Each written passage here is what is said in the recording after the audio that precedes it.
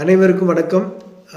இன்றைக்கி பார்க்கக்கூடிய பதிவுன்னு பார்த்தீங்கன்னா இடுப்பு வலி, அதாவது பேக் பெயின் சொல்லக்கூடிய இடுப்பு வலி வர்றதுக்கு உண்டான காரணங்களும் அதை எப்படி நம்முடைய அக்குபஞ்சர் மருத்துவத்தில் ரொம்ப எளிமையாக சரி பண்ணுறது அப்படிங்கிற ஒரு தகவலை இன்றைக்கி நான் உங்களுக்கு ஷேர் பண்ண போகிறேன்.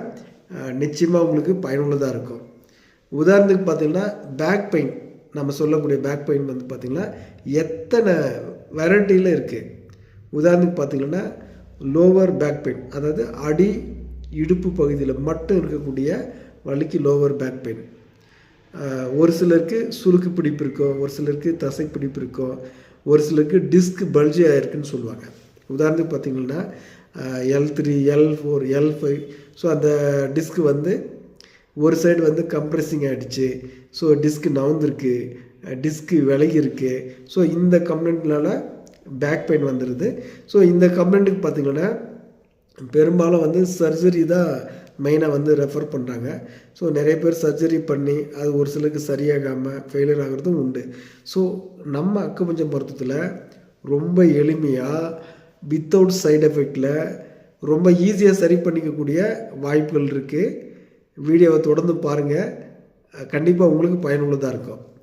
ஸோ இந்த டிஸ்க் பல்ஜாக இருக்கலாம், தசை பிடிப்பு, சுளுக்கு பிடிப்பு, ஸோ இந்த எந்த கேட்டகரி இருந்தாலும் மக்களுக்கு இந்த பகுதியில் எப்படி இருக்குன்றத நான் என்னுடைய அனுபவத்தில் உங்களுக்கு நான் ஷேர் பண்ணுறேன். ஒரு சிலருக்கு டாப் டு பாட்டம், அதாவது சாக்ரம் காக்கிஸ், அந்த அடி இடுப்பு பகுதியிலேருந்து கழுத்து வரைக்கும் தொடர்ந்து ஃபுல்லாகவே ஒரு சிலருக்கு பெயின் இருக்கிறத பார்க்குறேன்.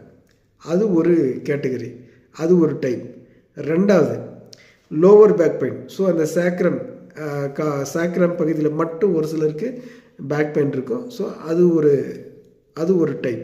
ஸோ அந்த மாதிரி ஒரு சிலருக்கு சாக்ரம் பகுதியில் ஒரு சைடில் மட்டும், லெஃப்ட்டு இல்லைன்னா ரைட்டில் மட்டும் ஒரு சிலருக்கு பேக் பெயின் இருக்கிறத நான் பார்க்குறேன்.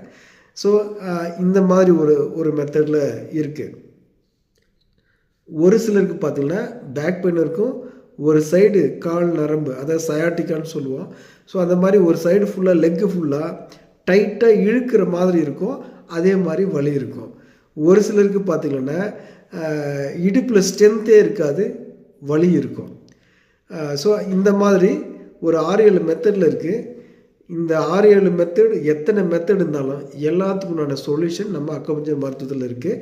அதில் முக்கியமாக பர்டிகுலராக பார்த்திங்கன்னா லோவர் பேக் பெயின், அடி இடுப்பு பகுதியில் மட்டும் பேக் பெயின் இருக்கிறவங்களுக்கு நம்ம அக்குபஞ்சர் மருத்துவத்தில் K3 அப்படின்னு ஒரு பாயிண்ட் இருக்குது. ஸோ அது ரொம்ப